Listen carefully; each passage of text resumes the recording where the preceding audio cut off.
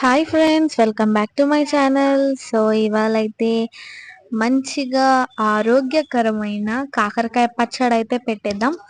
కాకరకాయ అంటే ఇష్టం లేని వాళ్ళు, కాకరకాయ కర్రీ చేసినప్పుడు తినని వాళ్ళు ఉంటారు కదా, వాళ్ళకి పచ్చడి చేసి పెట్టండి. ఇక రోజు అదే చేయమంటారు. మీకు ఎప్పుడు కాకరకాయలు తెచ్చినా కూడా కాకరకాయ పచ్చడే చేయమని అడుగుతారు. అంత టేస్టీగా, అంత బాగుంటుంది.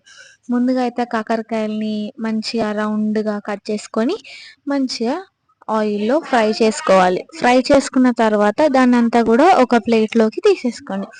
తీసుకున్న తర్వాత ఇక్కడ నేను ఒక సీక్రెట్ మసాలా అయితే పడుతున్నాను అనమాట. అండ్ ఆ సీక్రెట్ మసాలా పట్టిన తర్వాత ఆ మసాలాలోనే కొంచెం కారం కూడా వేసి మంచిగా మిక్సీ పట్టేసుకోండి.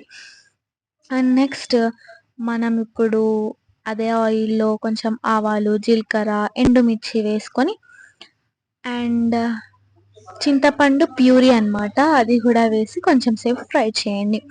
అండ్ మనం తయారు చేసి పెట్టుకున్న మసాలా అండ్ కొంచెం పసుపు వేసి మంచిగా ఒకసారి కలిపి మనము టామరిన్ ప్యూరీ వేసుకున్న ఆయిల్ ఉంది కదా, అది కూడా ఆ కాకరకాయలో పోసి మంచిగా కలుపుకోండి.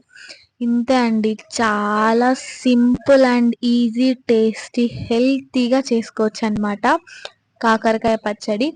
పచ్చళ్ళు పెట్టరాని వాళ్ళు కూడా చేసుకోవచ్చు.